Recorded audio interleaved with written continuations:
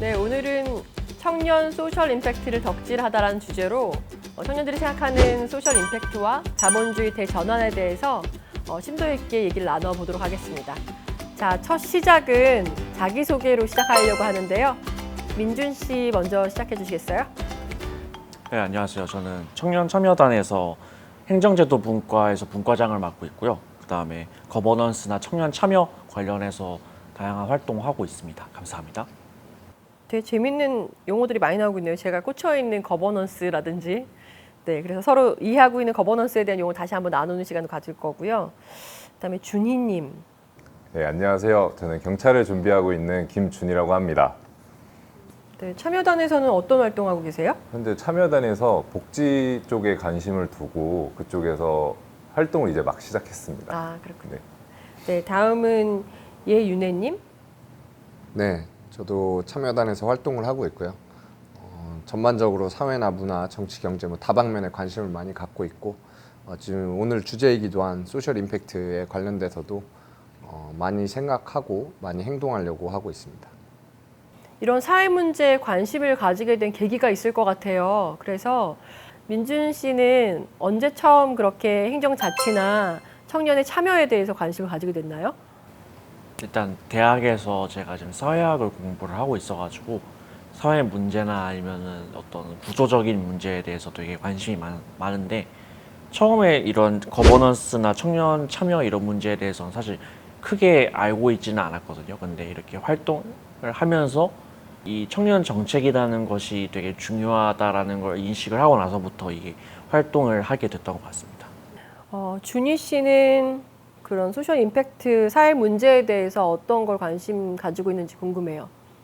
성남 참여단에 참여하게 된 이유는 생각의 폭을 키워서 내가 경찰이 되었을 때 시민들에게 어떤 영향을 끼칠 수 있는지부터 알고 싶은 마음도 있었고 또 이제 같은 취업을 준비하는 입장인데 뉴스 기사에서 저렇게 법에 대해서 사각지대에서도 범죄에 노출되는 그러한 현상을 보면서 다양한 사람들의 상황이 있고 그 상황을 좀 알기 위해서는 좀 공론화된 장이 필요할 것 같아가지고 이것저것 알아보다가 이렇게 참여하게 됐습니다.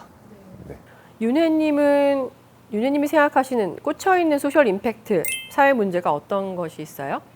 굉장히 많이 있습니다. 뭐 모든 것들이 사실상 소셜 임팩트에 속한다고 보는데요. 근데 가장 크게 환경이랑 이제 불평등적인 부분을 굉장히 많이 신경을 쓰고 있습니다. 이제 K자 성장이라고 해서 빈익빈 불부가 극대화되는 상황 속에서의 그런 불평등한 경제적인, 계층적인 불평등 그리고 기후 위기로 불릴 만큼 이제 우리 코앞에 닥친 이제 많은 재앙들 또 기후 재앙들을 막는 일에 또 이런 소셜 임팩트를 또 행사하는 것 또 그런 것들에 저는 이제 많은 관심을 가지고 있습니다. 네. 주로 쓰는 단어가 되게 전문적인데요. 그 계기가 어떻게 시작이 됐을까요?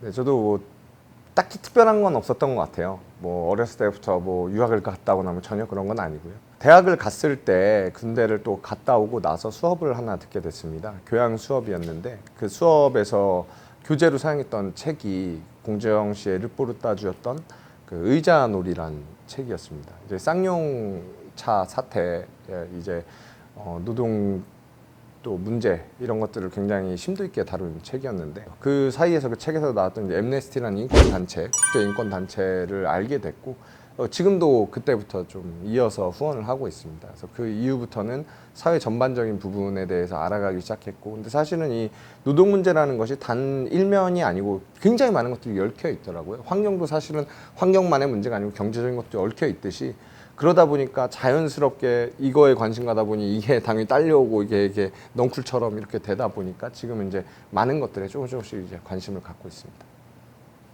여러분들의 경험들이 그런 새로운 인사이트를 주는데 주요할 거란 생각이 들어서 좀 더 본격적인 질문을 들어가겠습니다. 우리가 생각하는 아까 소셜 임팩트에 대한 내용을 이제 물어봤었는데 여기서 그러면 나의 역할은 무엇이고 또 어떤 활동들을 할 수 있었는지 네, 그런 것을 좀 물어보겠습니다. 다시 처음 민준 씨부터. 저는 그 거버넌스 공론장을 만드는 거에 되게 집중을 했었거든요. 그러니까 결국에는 사람들이 모여서 얘기를 나눌 수 있는 자리가 많아져야 되고 그걸 통해서 청년 목소리 혹은 청년 정책들이 만들어지는 과정에 있어서 그 의사결정 과정에 청년이 개입할 수 있어야 된다는 문제의식을 좀 많이 가지고 있었고, 성남시뿐만이 아니라 경기도로 넓혀서 경기도 내에서 이런 거버넌스 관련 활동을 하는 활동가분들과 이렇게 네트워킹을 한다거나 이런 활동을 좀 지금도 계속 하고 있습니다. 네. 활동가 중에는 어떤 분야들이 있을까요?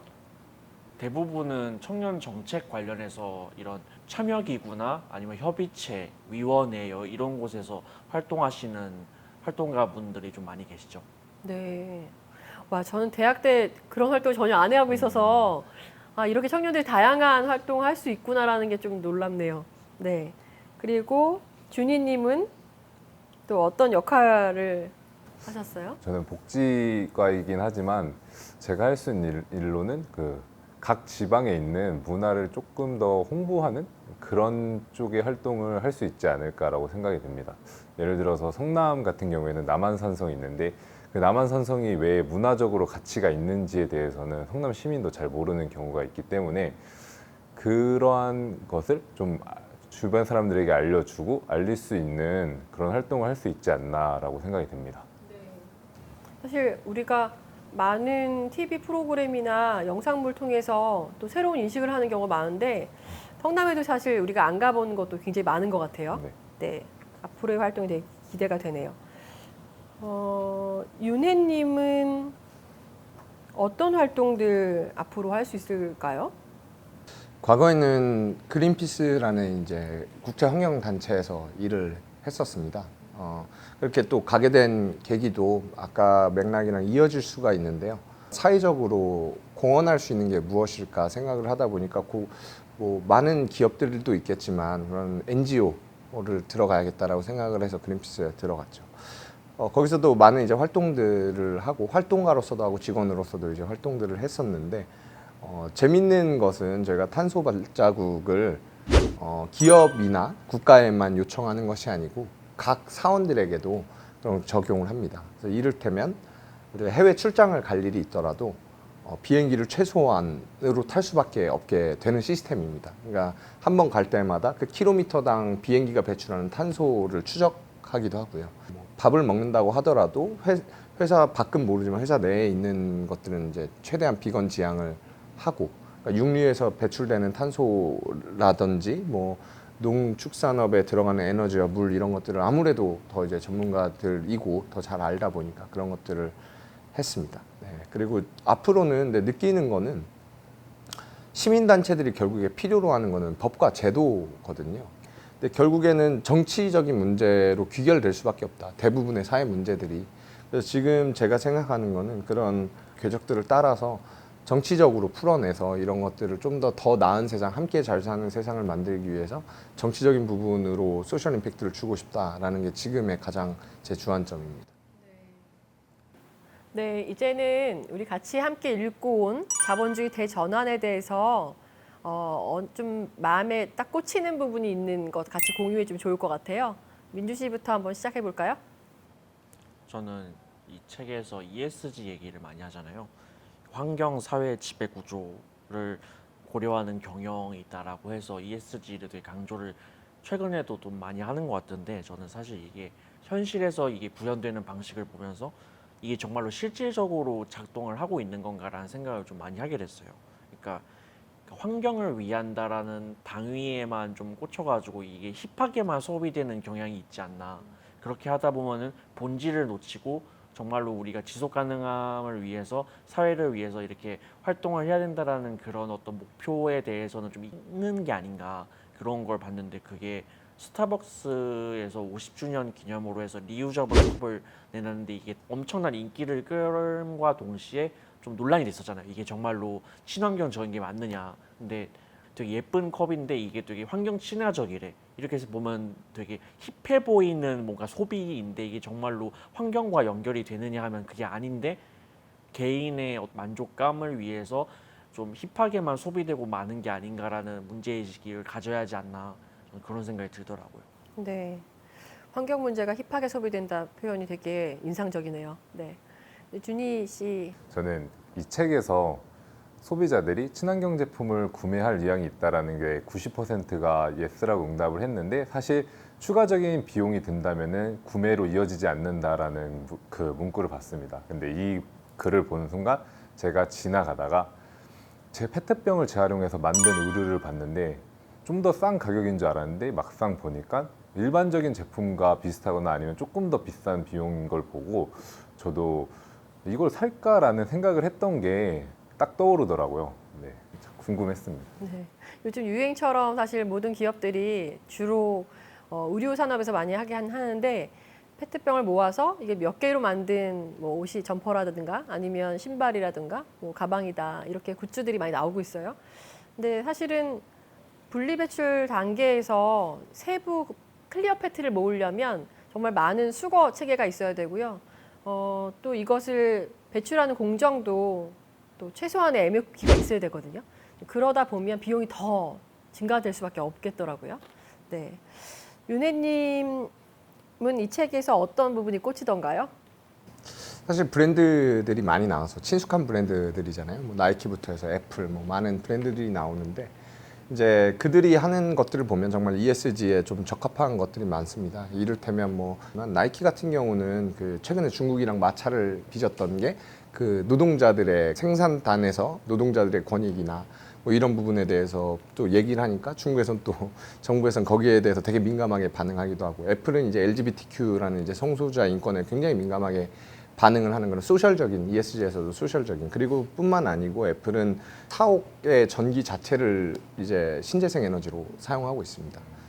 아리백을 본인들이 이제 선포하기도 했고 그래서 이런 것들을 보면 이게 비단 좋은 회사다 나쁜 회사다의 이미지뿐만 아니고 사실 제가 되게 좋게 생각하는 부분은 책에서 포인트는 이 돈이 된다는 거죠.